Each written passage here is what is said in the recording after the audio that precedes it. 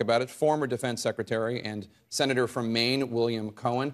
Senator, when you see the crazy propaganda ads coming out of North Korea lately, for example, this one showing New York City in flames while We Are the World plays in the background, it becomes a little hard to take Kim Jong-un seriously. But let's be honest, this guy and his father before him, they come off as clownish, but national security experts are not laughing. They're concerned about what Kim Jong-un might do.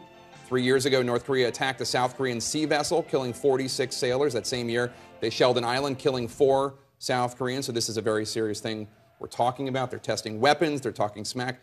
How scared should we be? Well, I think we should be concerned. This has been going on for some time, but you have a young man who was promoted to a 4-star general before becoming president, who has very little worldly experience, who has no other show of capability other than his military. And I think he's under enormous pressure to demonstrate that his mettle is such. And so what they're doing now is quite dangerous in terms of a possible miscalculation.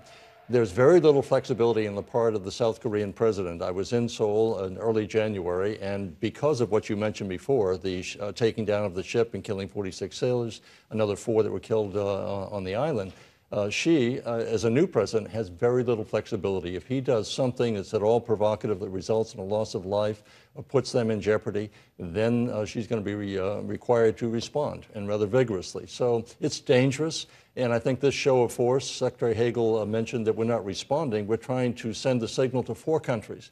To North Korea, to be sure, but also to Japan, South Korea, because they have shown some concern recently that perhaps our commitment to that security of that region is not as strong as it needs to be. Even some talk about South Korea and Japan possibly turning to nuclear weapons, which would be a big mistake. It's not a really solid position now, but they're talking about it. And the 4th country is China. Well, let's talk about China, because obviously China does not want a unified Korea. Right. They don't want a U.S. presence and U.S. ally that big. But they can't be happy with that. You were in China earlier this week. What do they think? They're not happy with the North Koreans. They are very worried that this thing could get out of hand.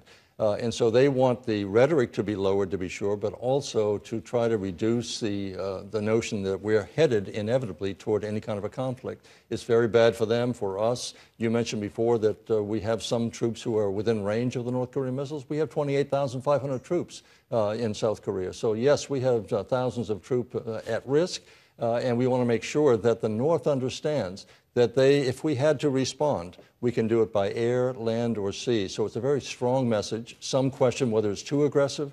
I think it's better to be a little bit more aggressive so that by showing less aggression, you may be inviting even more provocation coming from them. So I think it was just the right message. We want all the countries in the region to know, number one, we're prepared to defend ourselves and our allies in the region. And lastly, sir, the big fear, I guess, is something along the lines of North Korea starts shelling downtown Seoul, and that would be the worst thing. South Korea would have to respond, and the U.S. would have to help South Korea. Absolutely. What happens then? That would result in the destruction of the North. That's exactly the message that is being sent. If you, in fact, start shelling South Korea, you're attacking an ally, you're attacking us. It means that we met with a very vigorous response from air, land, and sea. So this is the message that's going forward, and hopefully we talk softly, carry a big stick, and I hope that the Chinese can exercise even more influence over their North Korean client state, because they provide the food and the fuel. And if that's to reduce, then North Korea is in very big trouble. They're already in trouble, but that would be big trouble for them and possibly result in a regime change. All right.